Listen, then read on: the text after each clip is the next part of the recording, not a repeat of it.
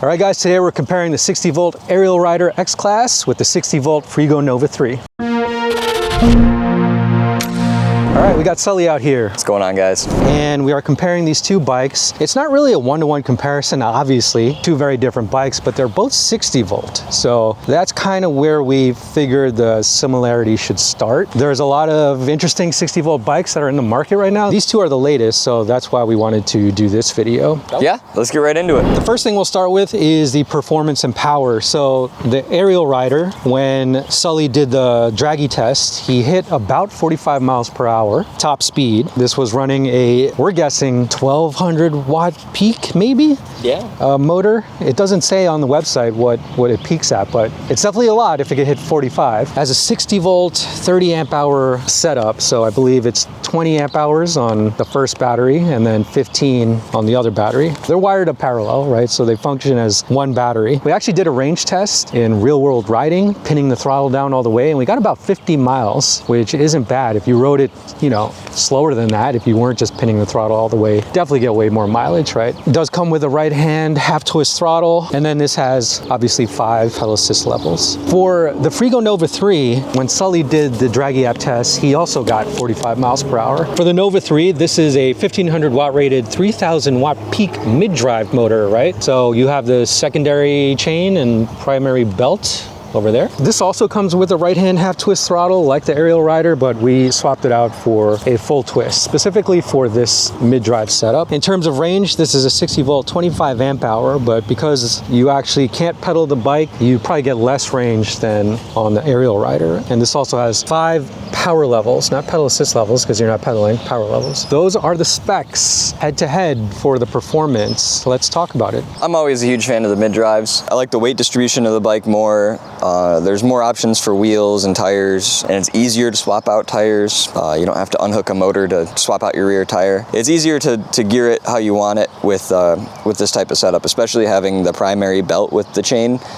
You can change the pulley size, you can change the gear size, so the sprocket size, sorry. I mean, this is the first bike really that I've seen like this. I mean, the foot rests, they could be grippier. Put some grip tape on them, problem solved. But yeah, I really think that someone should really just 3D print something that goes right over it. The far driver controller is always one of my favorites on these types of bikes. It's smooth, it's tunable. You do need certain parts to get into the controller to tune it, but we were able to do it. For me, that's a big advantage to be able to really customize your tune to how you like to ride. Right, and then also if you have kids, you're able to tune it down in a way that they're not able to tune it back up. 25 amp hour, 60 volt, that's still a decent amount of range. I mean, I usually go about 1.5 miles per amp hour, so I would say, you know, should be able to get 30-35 miles out of this thing easy, I would hope. Yeah, and if not, well, good luck trying to get it back home. So the Ariel Rider, when I first got on this, it was locked, and I was like, wow, this thing is really slow. And then he unlocked it, and wow, did that, it woke it up.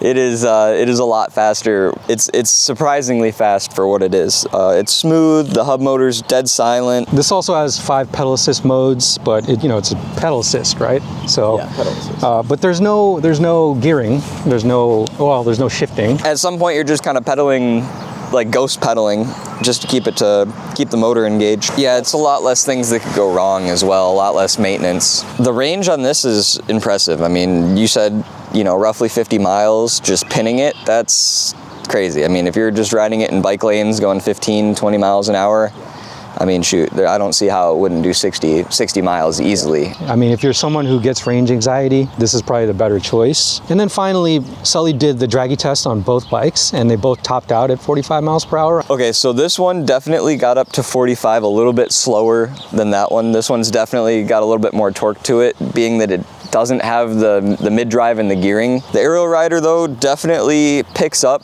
in the mid-range. You can feel it where it kind of starts to ramp up. So yeah, super fast for what it is. You don't really get too many of these bikes that do 40 miles an hour out the box. But yeah, this one was definitely way more torquey. You twist the throttle and it's pulling the front tire up from a dead stop, to where that is just a smooth ramp, and then it starts to ramp up quicker as you get into it. So yeah, 2 completely different bikes for 2 completely different people. You have the cruiser, and then you have the more aggressive rider that likes to go a little bit off-road, maybe hit some stair sets or whatever you like to do.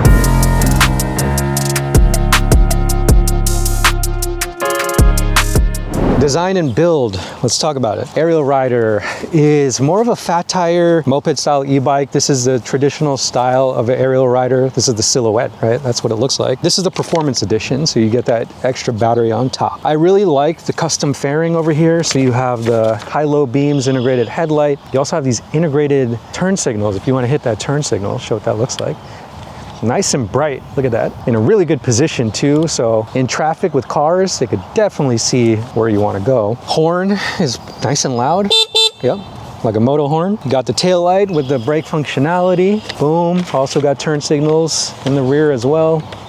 Super bright. I really like the large center mounted LCD display. Very easy to read even in bright sunlight. Integrated front and rear fenders. The fact that this is a hard plastic fender is interesting. I'm not complaining about it necessarily, but that could break off versus a more flexible fender in the rear. Higher seat height than the Freego, so this is a 34.5-inch saddle height, significantly more cushion. So even though for me as a short rider, when I sit on it, it's actually a little bit lower. And then the total weight of the X-Class is 116 pounds versus the total weight of the Freego, which is 117 pounds. So they are actually surprisingly, well, maybe not surprisingly, evenly weighted, considering that one has a dual battery, right? So this is more of an all-terrain electric dirt bike. It has a steel frame. You got the Sur-On style headlight. So that is a popular headlight, stock headlight, easy to replace. It does have integrated signals, but only on the rear. So that's what that looks like. LCD, we kind of have the basic G51, standard basic LCD display, nothing fancy. And then for the saddle height, we have a Sur-On saddle seat. So again, easy to replace the seat cover if you want it more grippier. And it's a little bit lower at 31.7 inches from the ground. So for someone like me, 30-inch inseam, it's fine. Yeah, so this being more of like a Sur-On style or X160, whatever you want to consider it, it's more of a dirt bike style. Yeah, I mean, I wouldn't quite categorize this as a completely off-road e-bike, only because it was a little uncomfortable going on the grass. It's a more budget-friendly bike, so you get more budget-friendly parts. But like I said, there's some places where they definitely didn't cheap out, and they're the important places, like the brakes. If you're someone who's just always going to mod their bike, right, this is kind of the perfect project bike to add parts on, right? Just because it's so simple and minimalist, right? And all the parts are, like the far drivers, for example, are pretty much all the same bolt patterns, so it's easy just to swap it out for any old far driver. Tons of room in the frame for a battery. Being mid-drive, you have a lot more options for motors, other than just going with a higher kilowatt rating. And the hub motors too, there's no gearing, so having the gearing is nice. Yeah, with the Ariel Rider, I don't know if I'd want to mod this, right? It's kind of like has everything I need in a 60 volt. Yeah, I would buy this bike if you're never going to touch it until something goes wrong. I mean, I'm the type of person, don't fix it if it's not broken. And if it does break, upgrade it. That's always how I do things, so. A commuter bike. I mean, if you're using this to like replace a car or you need to ride it to work, I would 100% feel confident in riding something like this. If I broke down on the Freego, I'm walking that thing. It wouldn't be fun to pedal, but you could pedal it. Yeah, it's definitely a very nice looking bike, and I really enjoy that they put a really thick, cushy saddle seat on here. I mean, more companies need to put more comfortable seats on bikes.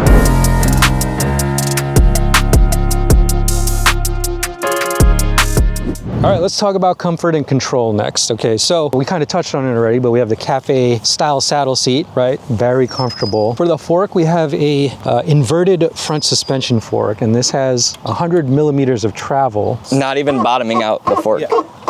Pretty decent fork. Definitely want to change the compression depending on your weight, how you like to ride. Same thing with the rear shock. So lots of points of adjustment, right, for comfort. Let's talk about the brakes over here. So this one has 4-piston hydraulic disc brakes, front and rear, 203 millimeter rotors as well. So nice big rotors for this type of bike. One thing I also noticed for this 60 volt version compared to the previous version are the dropouts are significantly improved. So you have all this reinforcement, you have this torque plate over here, and then finally with the tires, you got the big fat 20 by 5 inch rear and then 20 by 4.5 inch in the front. When you're controlling this thing, when you're steering it, it just requires a little more of a lean. Yeah, it definitely feels like a fat tire bike when you're riding it. Fatter than the usual fat tire we ride. I'm sure this thing would be awesome like in the sand and stuff like that. Like Michigan, we have some pretty deep sand and some pretty nice beaches and stuff. As we go to the Freego Nova 3, the saddle seat, not as much cushion, right? But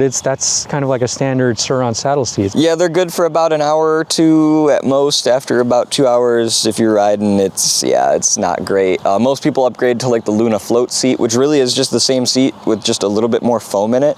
And that really makes a huge difference. I mean, that makes it easy to ride for 3 to 4 hours before it starts getting uncomfortable. And you know, if you're not really concerned about the cushion, maybe you just want to use it to learn how to wheelie. So many options to get a seat cover. So the rear fender doesn't actually come with the bike, but again, because all of the bolt patterns are the same, you could easily add a Sur-Ron rear fender. Not a front fender though, unfortunately. Front fender is just this cheap plastic. They do make a bunch of different style ones that are meant to be zip tied up like this on Amazon. So if you look hard enough, you'll find them. Yeah, so this has no adjustment. The fork tubes are obviously a lot skinnier than that. And you would think for the more off-road bike, it would have the beefier front forks, but no. And almost bottoming them out, but it would be very easy to bottom out. This is bottoming out just about right there. Yeah, the rear shock's very stiff, but for wheelies, that's what you want, is a stiff rear shock so you don't bounce around when you hit the brake. So yeah, for wheelies, that's great, but for anything else, not so great. But thankfully, these are easily replaceable, and you can get them on Amazon. Let's talk about the brakes. I know you like talking about brakes here. Yeah, these brakes are super solid. The super thick rotor, the single piston moto style brakes, a .4 or .51 master, which is really refreshing. They don't overheat, they work really good. Pads last a lot longer. They're just all around better. Inverting these, I don't know if they're just not bled enough or what, but when we flipped them, we lost all pressure to the rear brake, which is this one here. This one seemed to work okay. It did lose a little bit of pressure when it was upside down, but like I said, I think it's just a bleed issue. I think we'll just swap out the masters for the correct masters so that they're flip-flopped. The tires on the Freego are 17 by 3.15 inches, front and rear. And so skinnier tire compared to the Ariel Rider. Yeah, and the one thing that does really stink about those though are they are 17s, and it is a little bit more difficult to find tires for 17s than it is for say like a 19 or a 16. But it does come with really nice tires on there already, so you really don't have to worry about it right off the bat.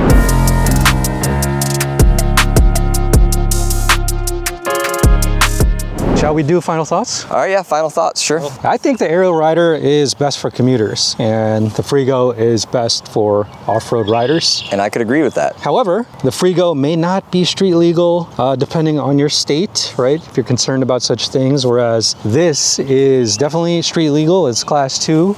If you have it limited, if you have it unlimited, you know, use at your own discretion. Yeah, just ride appropriately and read the room. Certainly both of these bikes stand out, but if you wanted to be a stealthy electric bike, the Ariel Rider is probably the right choice. I don't know about stealthy. I think a lot of people be turning heads because this thing does look pretty cool. So, but yeah, you know what I mean. Ride that looks like a dirt bike. Yeah. People are gonna look at this and go, you can't ride that here. It's a louder bike. There's more moving parts. Yep, the chain definitely, and then yeah. The tires, I think, are a little bit noisier than the fat tire even somehow. I think if you're looking for long range, the choice is obvious. Ariel Rider X-Class 60 volt. I don't know if I would trust long range on this, honestly, without pedals. This has a nice little carrying case. We forgot to mention that. A little hard case on the center. Which bike if you were a beginner? Which bike if you're more experienced? So yeah, if you're just getting into e-bikes and you just want to like kind of get the feel for something, the Freego is definitely more bang for your buck in terms of performance and future modability, so you can grow into this a lot more. But if you're like a more experienced rider and you know what you want, you know, and you want a long range commuter, this is a really nice option. I mean, it's a premium bike for sure. Different options for different riding styles. Top speed is not a factor. They both go the same top speed. Yeah, and they're both very quick. I mean, for these styles of bikes, they both have a lot of power and they deliver. Top of your head if you had to choose one. The Freego X2 Pro has always been really fun, and I enjoy this one just as much. And the thing that I think I like more about it is that it's mid-drive. So for me, in my mind, I'm like already thinking 72 volt. How do I make it go 70 miles an hour? And how do I make it do wheelies and Definitely. I think I would disagree. I think I would go with the Ariel Rider 60 volt only because I have a Sur-Ron. I don't necessarily need another bike that's similar to the Sur-Ron, but requires, you know, maybe more modifications to get it to where I want it to go. This, I don't really have a version of this, and don't necessarily have a bike that can perform long range like this one can. You know, if I had to choose, I'd probably go for the Ariel Rider for sure. There it is. That is our head-to-head comparison with the Ariel Rider X-Class 60 volt and the Freego Nova 3 60 volt. That's it. bye-bye. See ya.